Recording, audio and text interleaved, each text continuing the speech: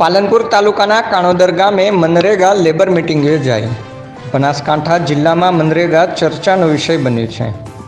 તાજેતરમાં બાલુંદ્રા કેસ સામે આવ્યો હતો, ત્યારથી લોકો પણ જાગૃત થયા છે।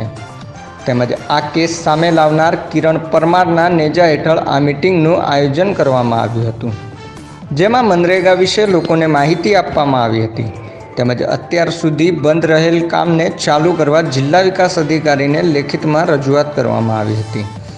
તદુપરાંત કિરણભાઈએ જણાવ્યું હતું કે આવનાર સમયમાં ગુજરાતના 101 ગામોનું કરોડો રૂપિયાનું કૌભાંડ બહાર લાવીશ। તેમજ આ ભાજપ સરકારને મોટા પડકાર સાથે જણાવ્યું હતું। મનરેગાની જે યોજના બહાર પાડી હતી, આજ સુધી બીજેપી સરકારની અંદર મનરેગાની યોજના લોકો જોડે પહોંચી નથી।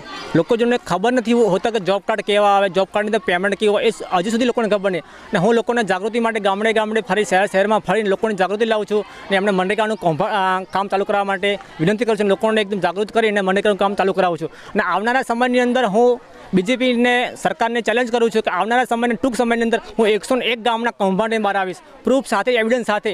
જો કૌભાંડ લઈને બહાર આવી શકું તો બીજેપી સરકારને રાજીનામું આપવા માટે મજબૂર કરીશું। દર્શક મિત્રો, સચોટ સમાચાર માટે જોતા રહો TV24 ન્યૂઝ ગુજરાત। અમારી ચેનલને લાઈક કરો, શેર કરો અને સબસ્ક્રાઇબ કરો, જેથી અમારા લેટેસ્ટ ન્યૂઝ આપ સુધી પહોંચતા રહે।